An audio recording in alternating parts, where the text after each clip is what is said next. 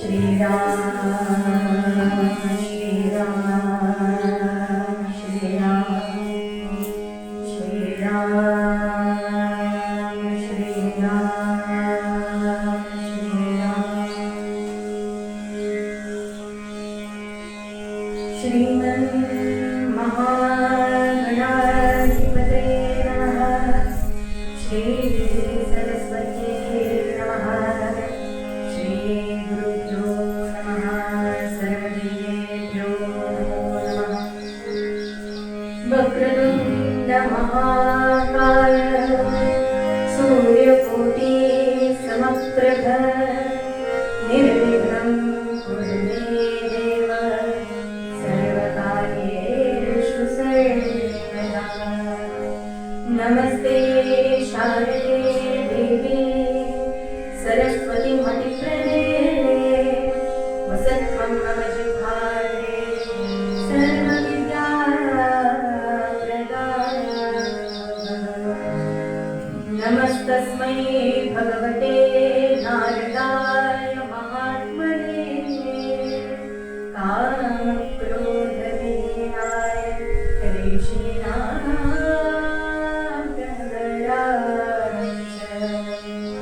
गुरुर्ब्रह्मा गुरुर्विष्णु गुरुर्देवो महेश्वरः गुरुः साक्षात् परब्रह्म तस्मै श्री गुरवे नमः। शुकाचार्ये पूर्णवैराग्यशान्ते वसिष्ठापदे ज्ञानयोगेश्वरान्ते कविवादिका सारिकामान्यहिंसा नमस्कारः सद्गुरुरामदासा। जयाञ्जलि जन्मनामार्थधारा जयानि सदा वासनामार्तकेला जयाचार्ये सर्वदा नामकीर्ते नमस्कारत्या ब्रह्मचैतन्यमूर्ते।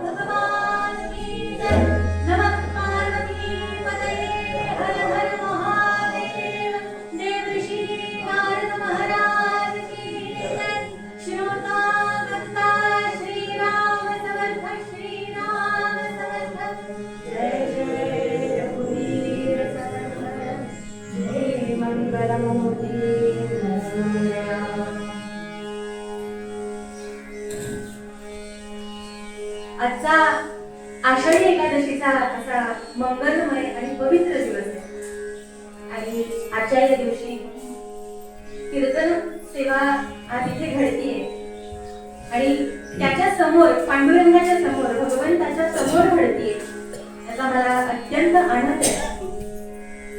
आणि आपल्या माहुली गावामध्ये आपल्या माहुली गावाचं एक वैशिष्ट्य आहे मंडळी. काय वैशिष्ट्य आहे? इथं भरपूर मंदिर आहेत आणि प्रत्येक मंदिराचं वेगळं असं वैशिष्ट्य आहे. प्रत्येक मंदिराचं वेगळं वैशिष्ट्य आहे. तुम्ही जर त्याचा इतिहास पाहिला किंवा त्या मंदिराची जर पडताळणी केली तर प्रत्येक मंदिर हे वेगळं आहे.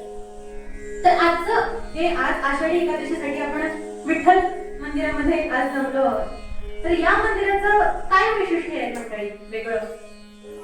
इथे विठ्ठलासोबत राणी आणि रखुमाबाई अशा दोन विठ्ठलाच्या ज्या राणी आहेत त्यांच्या मूर्ती आहेत. पंढरपुरामध्ये सुद्धा दोघींच्या मूर्ती नाहीत. पंढरपुरामध्ये सुद्धा विठ्ठलाची एक मूर्ती आहे, रुक्मिणीची दुसरीकडे मूर्ती आहे. आधी विठ्ठलाचं दर्शन घ्यावं लागतं, मग रुक्मिणीचं तिकडे जावं लागतं. आपलं किती वैशिष्ट्य आहे बघा. राई आणि रखुमाबाई या विठ्ठलाच्या 2 राण्या आहेत आणि विठ्ठलाच्या शेजारी त्यांची मूर्ती आहे. असं छान असं मंदिर आपल्याकडे आहे. जे आपल्याकडे असतं ना खास, त्याचा आपल्याला जाणीव नसते किंवा आपल्याला त्याचं काही वाटतच नाही, अप्रूप वाटत नाही. पण म्हणतात की हे अप्रूप वाटण्यासारखी गोष्ट आहे. आता तुम्ही म्हणाल की विठ्ठलाला 2 राण्या होत्या म्हणजे आम्ही तर कधी बघितलं, आम्ही फक्त रुक्मिणीला पाहिलं. तुम्ही जेव्हा विठ्ठलाची आरती म्हणता ना, त्यात उल्लेख आहे बघा. राई रखुमाबाई राणी या सकळा, ओवाळीती राजा विठोबा सावळा. त्यामध्ये उल्लेख आहे राईच्या वल्लभा, रुक्माईच्या वल्लभा, असं तिथं आरतीमध्ये नमूद केलेलं आहे. आणि ते असं वैशिष्ट्यपूर्ण मंदिर आपल्या माऊलीत आहे, याचा आपल्याला फार अभिमान व्हावा. आणि बाहेरच्या लोकांना आवर्जून सांगा आमच्याकडे असं मंदिर आहे, जेणेकरून लोकांनाही आपल्या माऊलीबद्दल, आपल्या या मंदिरांबद्दल इतिहास समजेल. आणि मंडळी, आज आपण निरूपणाचा एक छानसा अभंग घेऊया. आषाढी एकादशी निमित्त साधेसच आख्यान आज आपण घेणार आहोत आणि छान पूर्वरंगात छान असा अभंग निरूपणासाठी घेऊया. संत तुकाराम महाराजांचा अभंग आहे. अभंगाला सुरुवात करूया.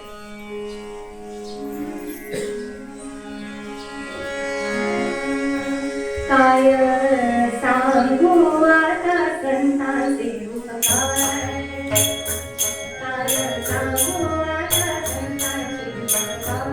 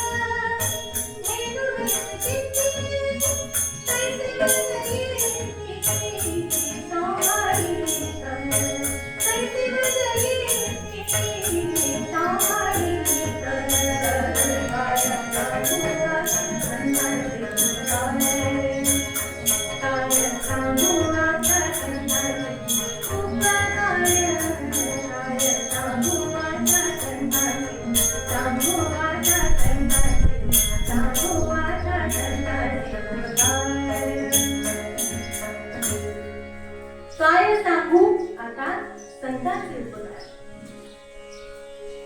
मंडळी, आजचा जो निरूपणाचा अभंग आहे तो संत श्रेष्ठ जगद्गुरु संत तुकाराम महाराज यांचा आहे.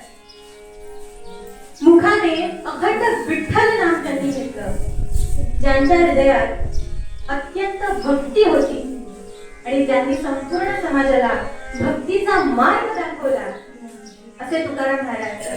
त्यांचा महिमा काय म्हणून वर्णावं, काय म्हणून वर्णावं.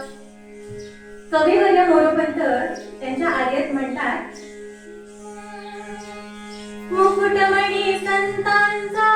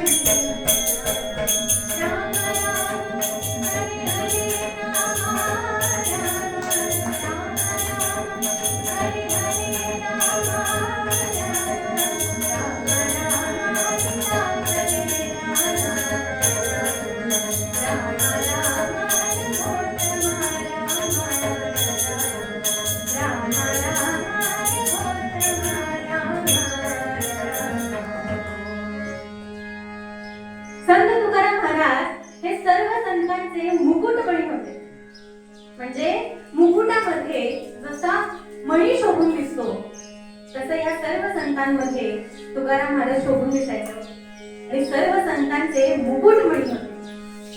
आणि असे तुकाराम महाराज ज्यांनी सदैव विठ्ठल नाम घेतलं आणि ते सदैव वैकुंठी गेले असे तुकाराम महाराज आजच्या निरूपणाच्या अभंगात काय म्हणतात?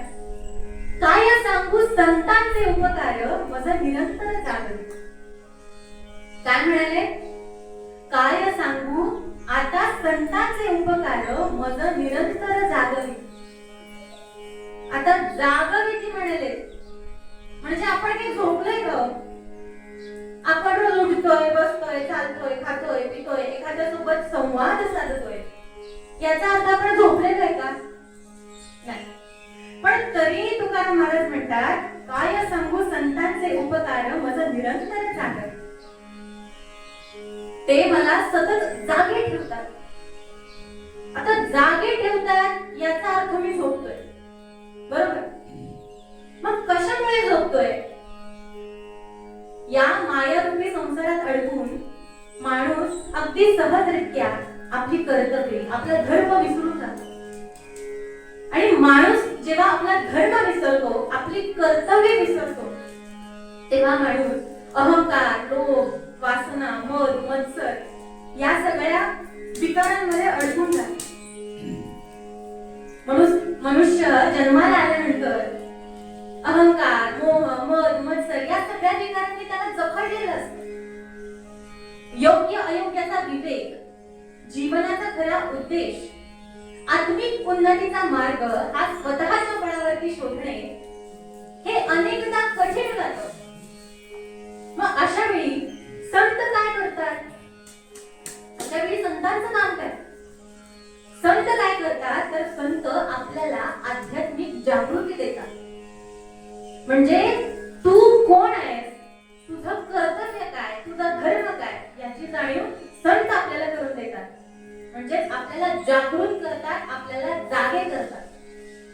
म्हणजे जसं एखादी आई आपल्या लहान लेकराला उठवते, बरोबर? प्रत्येकाच्या घरी हे होतं. आपली आई आली, छान छोट्याशा आपलं लेकरू झोपलेलं असेल, त्या लेकराला उठवते, बाळा उठ. बाळ उठून बसतं. आई गेली की बाळ परत झोपतं. आई परत येते, परत उठवते, बाळ उठ. बाळ परत उठतं. आई परत गेली की बाळ परत झोपतं. म्हणजे आई काय करते, जोपर्यंत ते बाळ उठत नाही, चांगलं खडखडीत जागं होत नाही, तोपर्यंत आई येऊन उठवत असते. तसेच संत आपल्याला उठवतात, असं संत तुकाराम महाराज म्हणतात. आणि म्हणूनच तुकाराम महाराज म्हणतात संतांची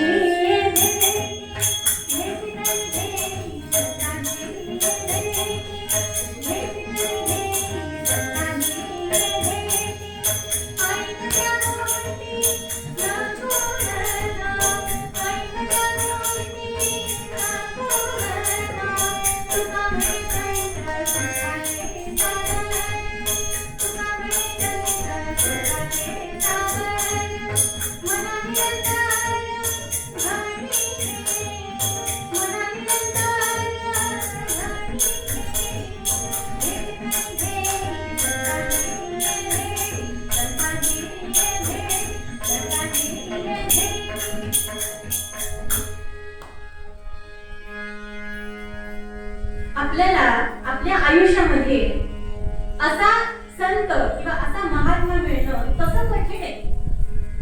म्हणजे भगवान श्रीकृष्ण भगवद्गीतेमध्ये सांगतात स महात्मा सुदुर्लभ. काय म्हणाले? स महात्मा सुदुर्लभ म्हणजे असा ज्ञानी, असा महात्मा किंवा असा संत आपल्याला मिळणं फार कठीण आहे की ज्याला हे माहिती आहे की या संपूर्ण चराचरामध्ये, या संपूर्ण सृष्टीमध्ये जे काही आहे ते केवळ आणि केवळ भगवंतच आहे. भगवंताशिवाय या सृष्टीमध्ये दुसरं काहीही नाही हे ज्यांना माहिती आहे असे संत आपल्याला मिळणं हे फार कठीण आहे, फार कठीण आहे. जेव्हा असे संत आपल्याला मिळणं फार कठीण आहे आणि असे संत जेव्हा संत अवस्थेमध्ये पोहोचलेले असतात तेव्हा त्यांना सगळीकडे भगवंतच दिसत असतो. म्हणजे जिथं जाईल तिथं भगवंतच दिसतो.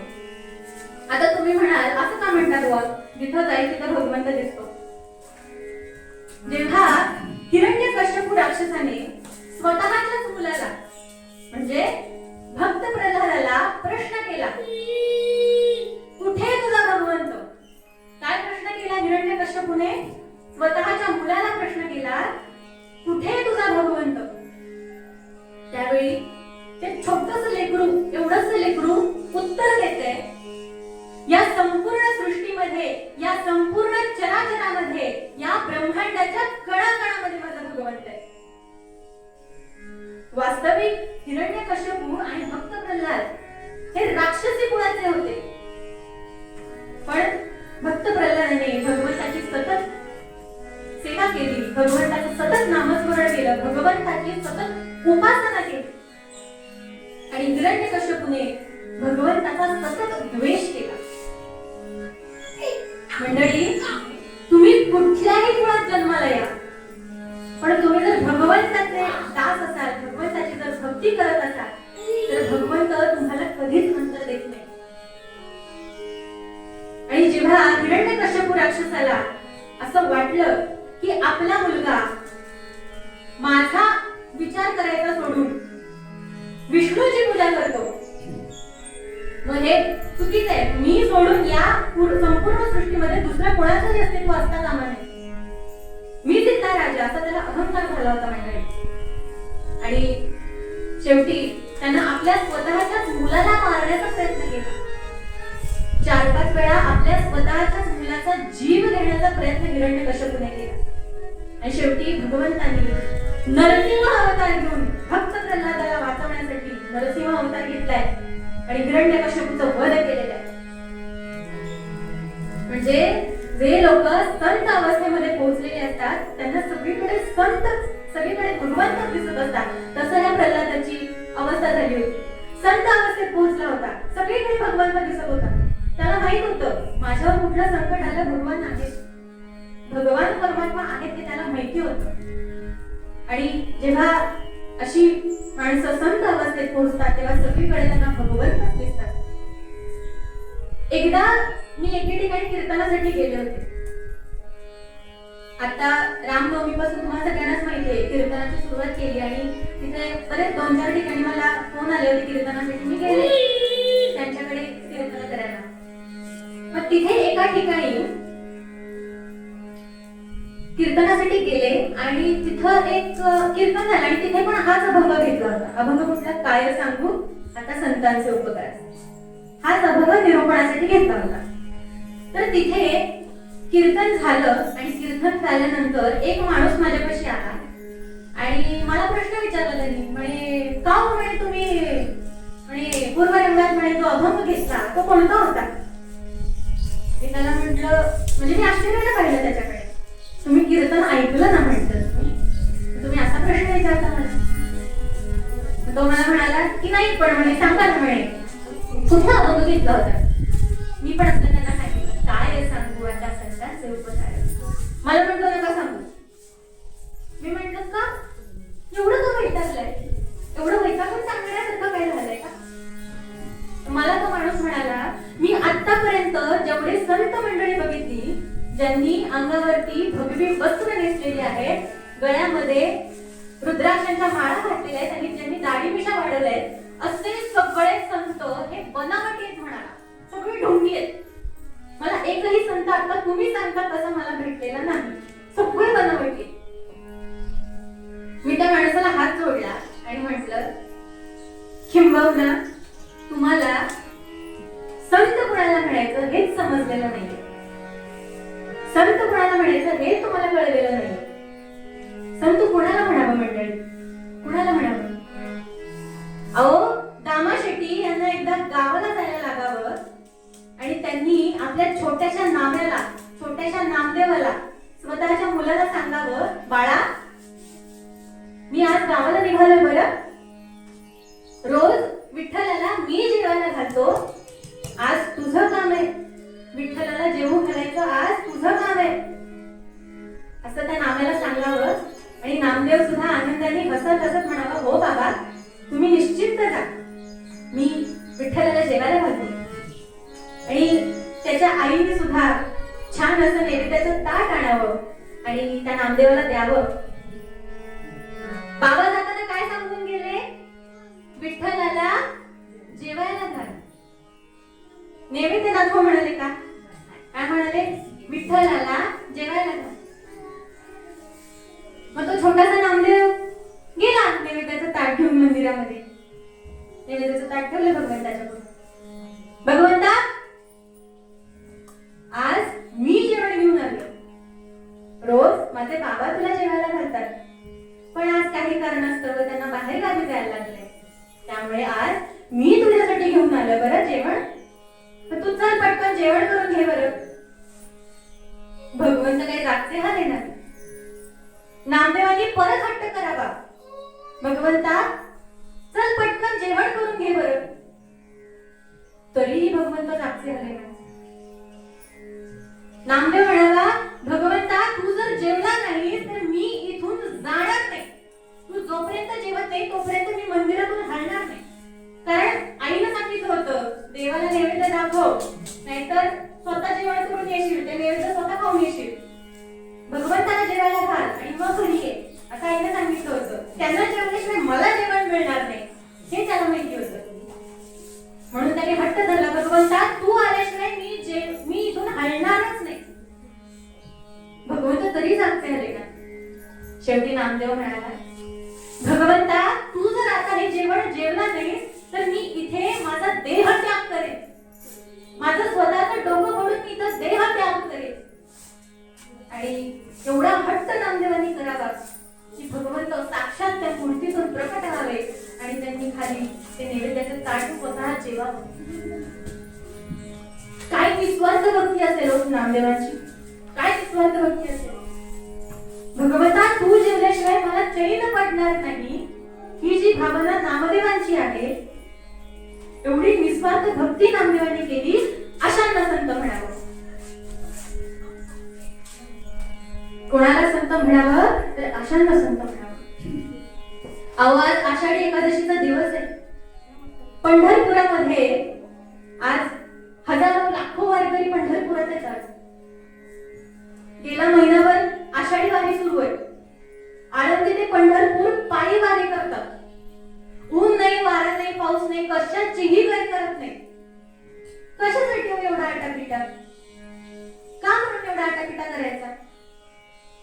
भगवंताचं केवळ एक रूप पाहण्यासाठी, फक्त भगवंताचं दर्शन व्हावं म्हणून महिनाभर चालत आळंदी ते पंढरपूर वारकरी जातात.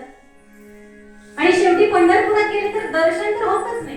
कारण पंढरपूरमध्ये आषाढी एकादशीच्या दिवशी एवढीच गर्दी असते, भगवंत दिसतच नाही. ते वारकरी काय करतात माहितीये, पंढरपुरामध्ये पोहोचले, चंद्रभागेत स्नान केलं की मंदिराच्या कळसाचं दर्शन घेतात आणि घरी जातात. बघा, म्हणजे त्या पांडुरंगाचं दर्शन घेण्यासाठी महिनाभर चालले, शेवटी त्या पांडुरंगाचं दर्शन झालंच नाही. शेवटी कळसाचं दर्शन घेतात आणि ते कळसाचं दर्शन घेत असून सुद्धा भगवत प्राप्ती झाली याचं समाधान आहे त्याच्या. फक्त कळसाचं दर्शन घेऊन. आणि याला म्हणतात निस्वार्थ भक्ती आणि याला म्हणतात संत अवस्थेमध्ये जाणं. ज्यांना कशाचीही अपेक्षा नाही, फक्त भगवंताचं नामस्मरण, फक्त भगवंताचं दर्शन घेण्यासाठी जातात. आणि संतांच्या सहवासात वासना नष्ट होतात. दुःख, क्लेश, तळमळ काही सुद्धा राहत नाही. केवळ सुख आणि सुखच अनुभवायला येतं. मग अशा संतांना ओळखायचं कसं. तुम्ही म्हणाल बरोबर, संत आहे, संतांना ओळखणार कसं. सुभाषितकार म्हणतात, ये दीनेषु दयालवत् स्पृशन्ति यान् स्वल्पो विनश्रीमदः यग्रासन्ति च ये परोपकरणे रिष्यन्ति ये याचिताः स्वस्था सन्ति च योन्मनोन्मदमहान् व्याधिप्रकोपेऽपि ये शैस्तंभैरिव सुस्थिरे किल क्लांतादरा धार्यते. सुभाषितकार या सुभाषितामध्ये काय सांगताय? संत ओळखायचे कसे? जे लोक दुःखी आणि गरीब व्यक्तींवरती दया करतात, ज्यांना स्वतःच्या संपत्तीचा किंचितही अहंकार नाही, ज्यांना मद मत्सर लोभ वासना यातला कुठलाही षडरिपू साधा चिकटला सुद्धा नाही, अशाला संत म्हणावं. म्हणजे संत कोणाला म्हणावं? की ज्यांनी आपल्या संपूर्ण आयुष्यामध्ये भगवंत सोडून दुसऱ्या कोणाचंही नाम घेतलं नाही, फक्त भगवंताला आपलं सर्वस्व अर्पण केलं, अशांना संत म्हणावं. आणि असे संत आपल्याला नेहमीच योग्य मार्गावरती घेऊन जात असतात. आणि आपलं सातारकरांचं म्हटलं ना तर खूप भाग्य आहे. आपण जे जेवढे साताऱ्यात जन्माला आलेत ना, सगळ्यांचं मोठं भाग्यवान आहे आपण. आता तुम्ही म्हणाल असं का म्हणताय बाबा की सातारकरचे भाग्यवान का? आपला सातारा हा बाहेर काय म्हणून ओळखला जातो माहितीये का? आपला सातारा जर बाहेर गेला तर काय म्हणून ओळखले आपल्या साताऱ्याची बाहेर? पहिलं तर शूरवीरांची भूमी म्हणजे आपला सातारा.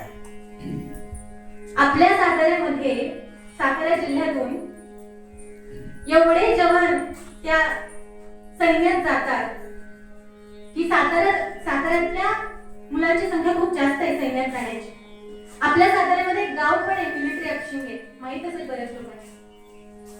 त्या गावामध्ये असं एकही घर नाही ज्या घरामध्ये त्या घरातला एकही माणूस हा मिलिटरीत नाही, सैन्यात नाही, असा एकही घर नाहीये. मंडळी विचार करा. अशी आपली शूरवीरांची भूमी म्हणून सातारा नगरी ओळखली जाते. आणि दुसरी गोष्ट म्हणजे आपल्या या सातारा नगरीमध्ये अनेक साधू संतांचे पाय लागलेत आपल्या भूमीला. अनेक साधू संतांचं वास्तव्य आपल्या या सातारा नगरीमध्ये झालेलं आहे. त्यातलं पहिलं म्हणजे समर्थ रामदास स्वामी यांच्या पदस्पर्शाने पावन झालेला सज्जनगड. आणि दुसरं म्हणजे श्री सद्गुरु ब्रह्मचैतन्य गोंदवलेकर महाराज यांचं गोंदवले. अशी दोन पवित्र स्थळे आपल्या साताऱ्यामध्ये आहेत. आणि समर्थांनी त्यांच्या संपूर्ण जीवन कार्यामध्ये काय उपदेश केला हो आपल्याला? काय उपदेश केला? भगवंताचं नामस्मरण करा, भगवंताचं नाम घ्या, उपासना करा, भक्ती करा, भगवंत तुम्हाला कधीच अंतर देणार नाही. आणि गोंदवलेकर महाराजांनी सुद्धा वेगळं काय सांगितलं? फक्त नाम घ्या म्हणाले, बाकी काही काळजी करू नका, भगवंत आहे सगळ्या गोष्टी सांभाळून घ्यायला.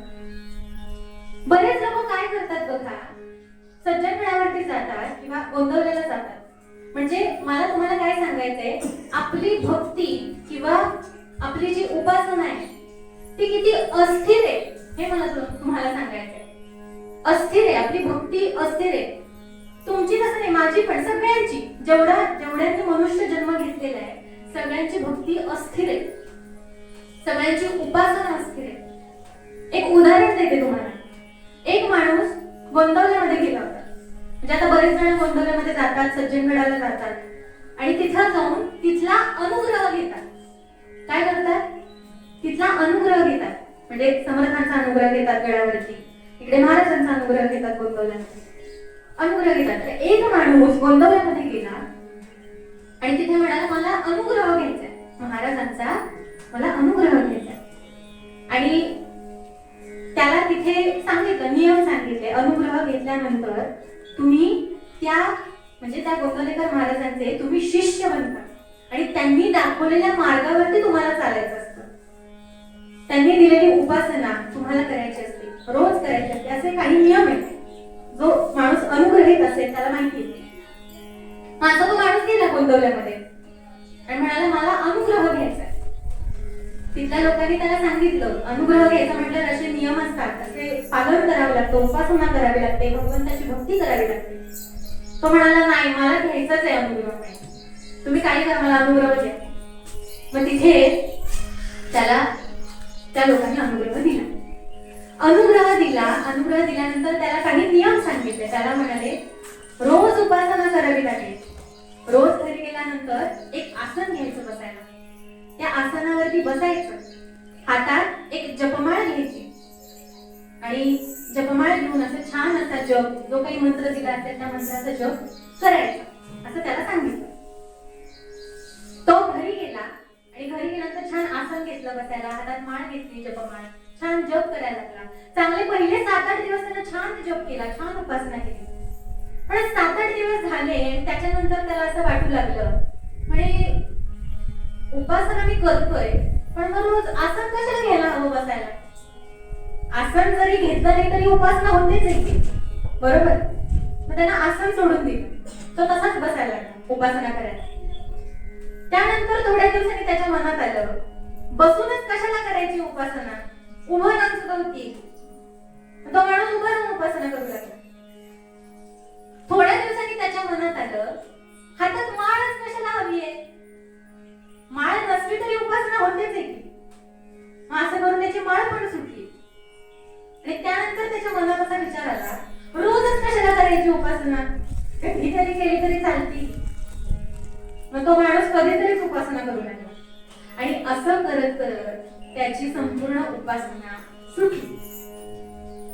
आणि अशी अस्थिर भक्ती आपली असते, अस्थिर उपासना आपली असते. जे संत मंडळी असतात त्यांचं बघा, ते कधीच अस्थिर नसतात, ते सतत आपल्या त्या नामस्मरणात असतात.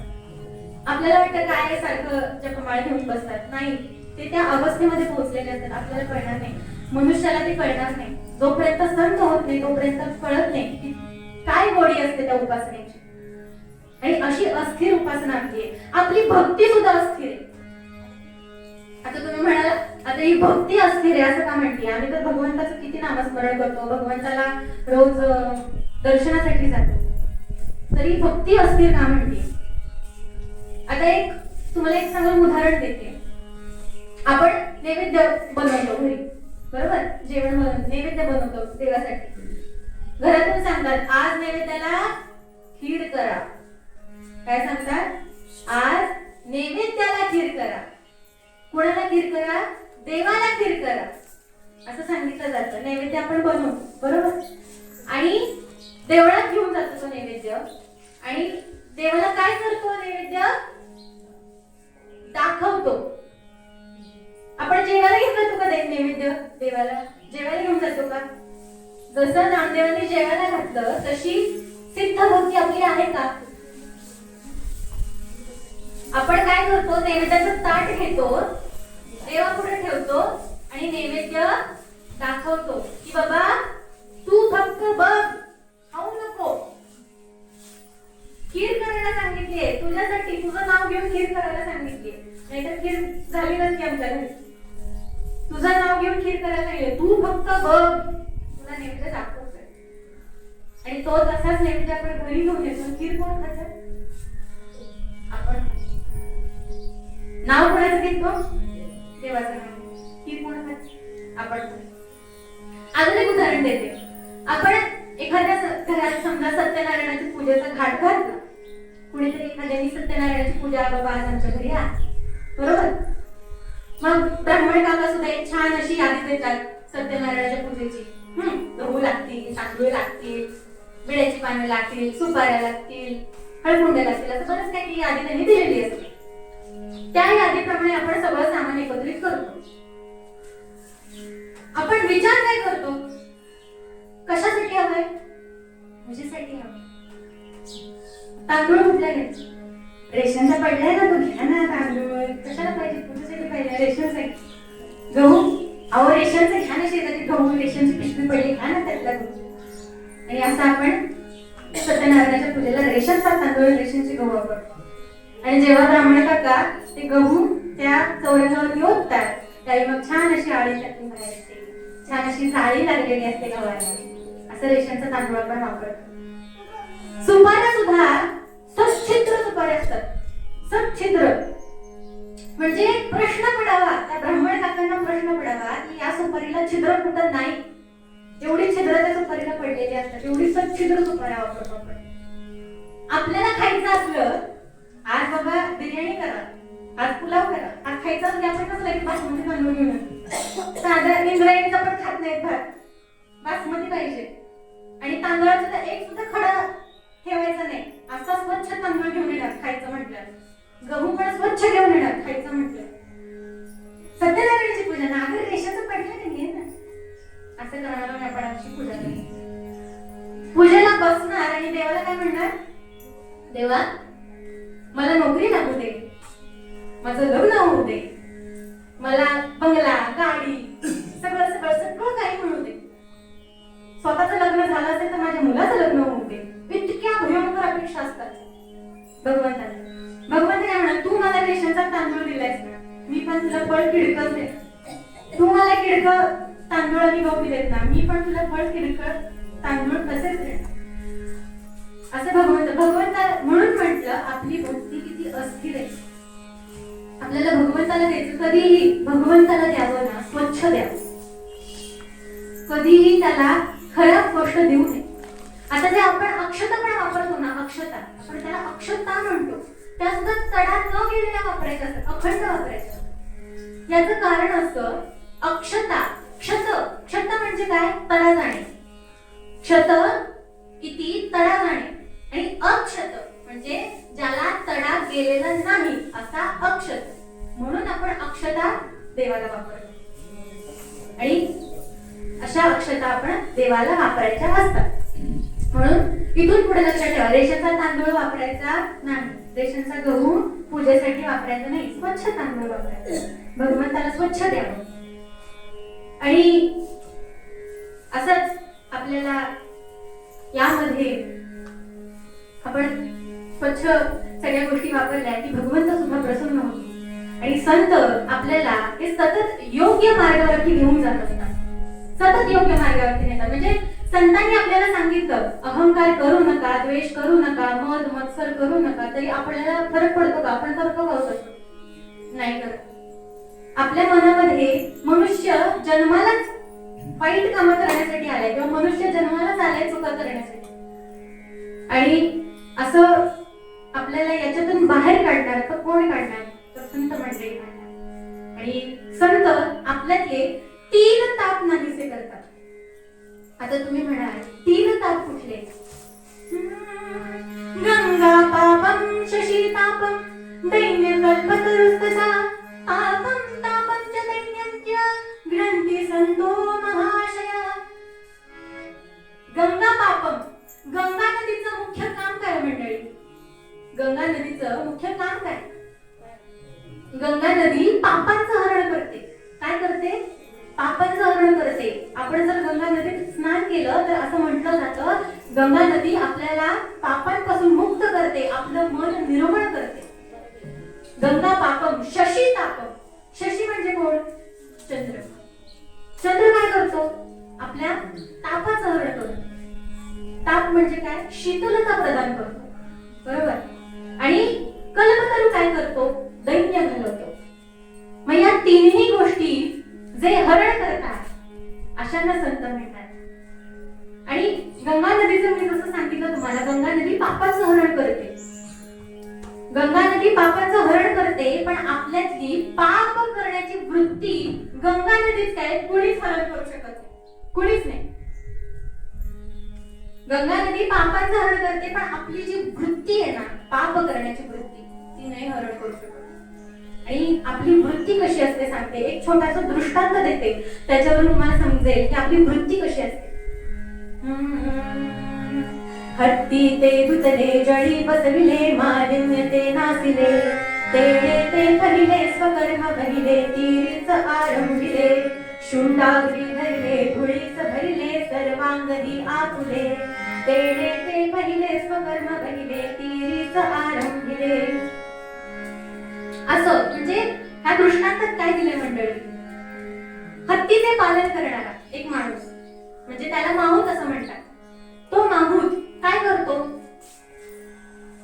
आपल्या हत्तीला घेऊन तो एकदा गंगा तीरावरून चाललेला असतो माहूत, आणि गंगा नदी छान अशी वाहत असते बाजूनी, आणि तो तिथून चाललेला असतो. आणि चालत असताना त्याच्या मनात असा विचार येतो, गंगा नदी पापांचं हरण करते, पापक्षालन करते, आपण एक काम करूया, आपण या गंगा नदीत स्नान करूया, असं त्याच्या मनात विचार येतो. मग नंतर त्याच्या मनात विचार येतो, अरे मी माझा हत्ती पण घेऊन आलोय, माझ्या हत्तीच्या पण पापांचं क्षालन होईल, माझ्या हत्तीच्या पण पापांचं निरसन होईल. मग आपण हत्तीला पण घेऊन जाऊ आणि त्याला पण स्नान घालू. मग तो छान त्या गंगा नदीमध्ये आपल्या हत्तीला स्नान घालतो, छान स्वच्छ करतो हत्तीला आणि बाहेर येऊन एका तीरावरती बांधतो. त्यानंतर तो स्वतः गंगा नदीत स्नान करण्यासाठी जातो. त्यानंतर तो स्वतः जेव्हा स्नान करून माघारी येतो तेव्हा पाहतो काय, त्या हत्तीनं आपल्या संपूर्ण सोंडेमध्ये वाळू भरलेली असते आणि त्याने ती संपूर्ण आपल्या अंगावरती टाकलेली असते. म्हणजे माहूतांनी कितीही विचार केला की माझ्या हत्तीच्या पापाचं हरण करेन, त्याचं मन निर्मळ करेन, त्याला शुद्ध करेन, असा कितीही विचार केला, पण त्या हत्तीची वृत्तीच आहे घाण करायची किंवा घाण करायची. त्याला माहूत तरी काय करणार. आणि असं आपलं असतं, म्हणजे आपली अशी वृत्ती असते की आपल्याला सरळ व्हायचंच नसतं. संत आपल्याला सांगतात की चांगली योग्य कर्म करा, पण आपल्याला ती काही करायचीच नसतात. पण संतांच्या सहवासात वृत्ती बदलते. आपली जी वृत्ती आहे ती संतांच्या सहवासात बदलते. आणि म्हणूनच संत तुकाराम महाराज म्हणतात, जगाच्या कल्याणा संतांच्या विभूती देह कर्तविधी परोपकार. काय म्हणाले? जगाच्या कल्याणात संतांच्या विभूती देह कर्तविधी परोपकार. म्हणजे जशी नदी परोपकार करण्यासाठी वाहते. आता तुम्ही म्हणाल की नदी परोपकार करण्यासाठी कशी वाहते? आता तुम्ही कधी नदीमध्ये गेला, नदीचं पाणी आपण सगळ्यासाठी वापरतो, पिण्यासाठी वापरतो, बाहेरच्या कामासाठी, शेतीच्या कामासाठी वापरतो, सगळ्यासाठी आपण नदीचं पाणी वापरतो. नदी आपल्याला कधी म्हणते का तू माझं पाणी का वापरतोस? कधी म्हणते का? कधी प्रश्न करते का? म्हणजे परोपकार करण्यासाठीच तिची निर्मिती झालेली आहे. दुसरं उदाहरण म्हणजे गाय आपल्याला दूध देते. गाईचं दूध आपण घेतो, ती कधी म्हणते का हे दूध माझ्या पिलांचं आहे, माझ्या पिलांसाठीच हे दूध आहे, तू का वापरलं, असं कधी गाय म्हणते का? तिची पण निर्मिती परोपकार करण्यासाठीच झालेली आहे. आणि दुसरं एक उदाहरण द्यायचं म्हटलं तर वृक्ष. वृक्ष आपल्याला फळं देतात, पानं देतात, फुलं देतात. वृक्ष कधी म्हणतात का की माझी पानं का घेतली, माझी फळं का घेतली? म्हणजे परोपकार करण्यासाठीच त्यांची निर्मिती झालेली आहे. आणि असंच संतांचं असतं. संत सुद्धा परोपकार करण्यासाठीच जन्माला येतात. त्यांना काही हवं नसतं, स्वतःला त्यांना काही नको असतं, त्यांना फक्त परोपकार करायचं असतात. जे चुकीच्या मार्गावर गेले त्यांना योग्य मार्गावरती आणतात ते संत. आणि म्हणूनच तुकाराम महाराज म्हणतात, पाप ताप दैन्य जाई मोठा, पाप ताप दैन्य जाई मोठा, पाप ताप दैन्य जाई मोठा, जाडिया भेटे हरिनाथाची, जाडिया भेटे हरिनाथाची, सहज बोले उपदेश, सहज बोले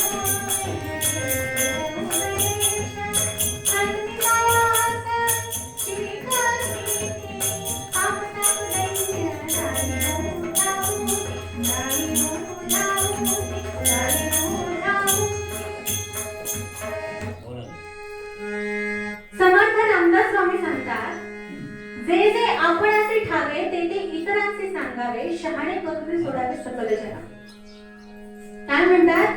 जे जे आपणाचे ठावे ते ते इतरांचे सांगावे, शहाणे करून सोडावे सकल जना. म्हणजे जे जे आपल्याला योग्य आणि उपयुक्त ज्ञान आहे त्याचा वापर आपण समाज सुधारण्यासाठी करायला हवा. आता याचा अर्थ चुकीचा घ्यायचा नाही बरं का. म्हणजे जे जे आपणाचे ठावे ते ते इतरांचे सांगावे याचा चुकीचा अर्थ घ्यायचा नाही.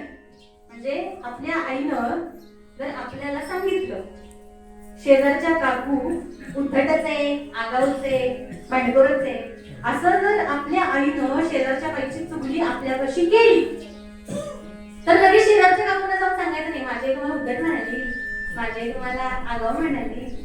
म्हणजे जे जे आपण शिकावे ते ते इतरांचे सांगावे असा अर्थ नाही घ्यायचा आहे.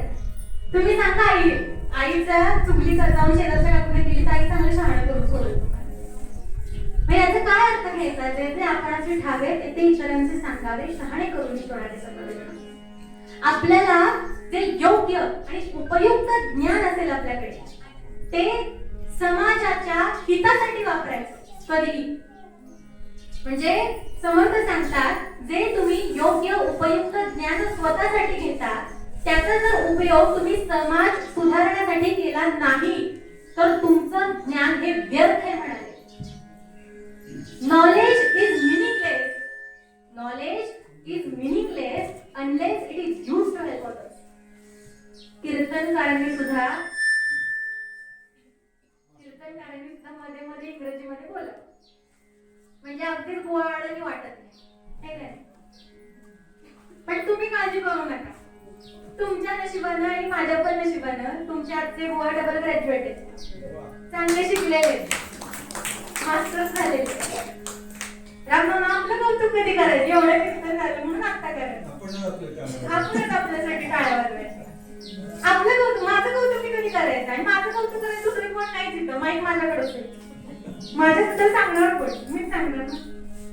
तुम्ही काही काळजी करू नका, तुमचे गोवा अडणी नाही, तुमचे गोवा छान शिकलेले आहेत. त्यामुळे आणि एवढं शिक्षण घेऊन सुद्धा कीर्तन करतायत ही महत्वाची गोष्ट. एकदा एका कीर्तनात गेले होते तर तिथं एक माणूस माझ्यापाशी आला, कीर्तन झालं होतं, माझ्यापाशी आला आणि मला म्हणे पुरुष कीर्तनकार असेल तर त्याला बुवा म्हणतात, मग महिला कीर्तनकार असेल तर त्याला भुळी म्हणतात का? मी डोक्याला हात लावला, म्हटलं नाही हो, म्हणतात महिला कीर्तनकार असेल तरी सुद्धा भुवाच म्हणतात म्हणतात. आणि असं कीर्तन, आणि मला बरेच जण असं पण विचारतात की म्हणजे तुमचं वय खूप कमी आहे तरी तुम्ही या कीर्तन क्षेत्रात आलात किंवा फार लवकर कीर्तन क्षेत्र चालू केलं. आमचे गुरुजी नेहमी म्हणतात, या वयात या वयात, काय म्हणले?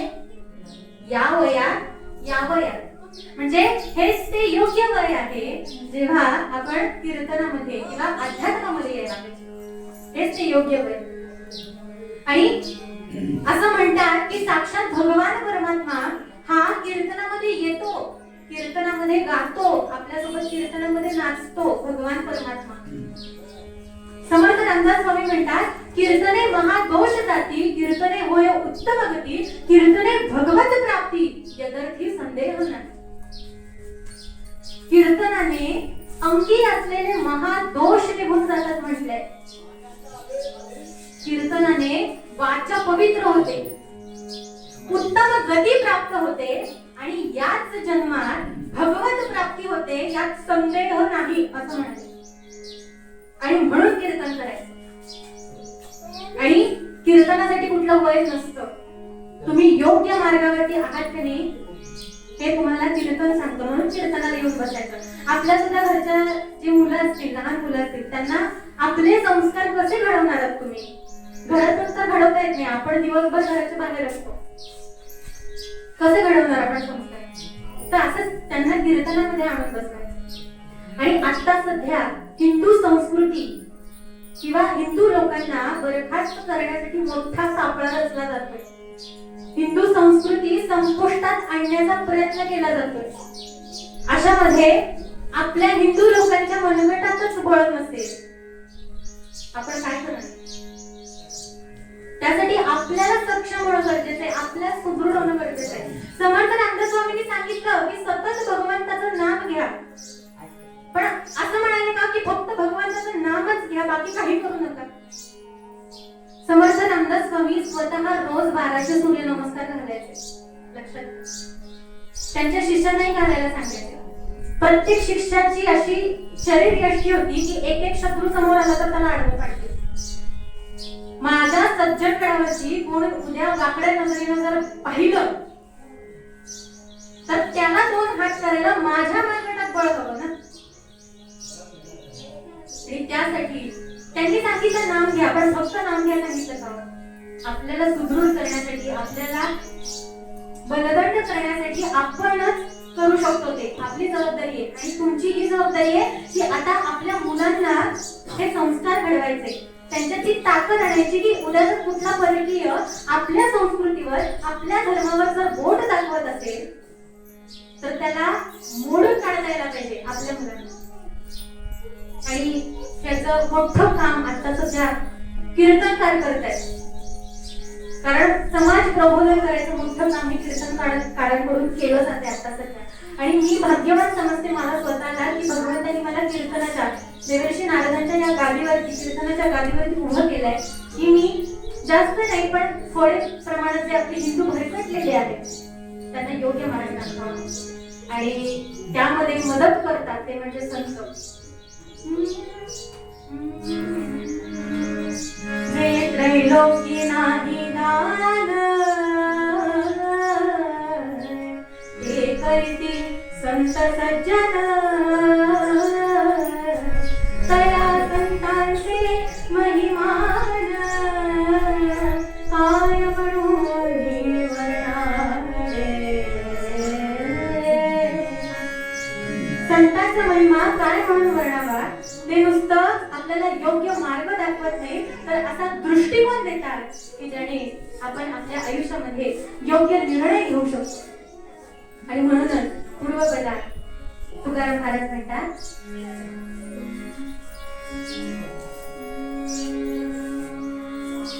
काय सांगू आता संतांचे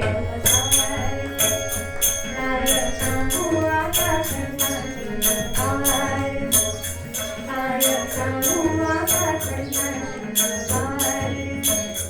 काय सांगू आता संतांचे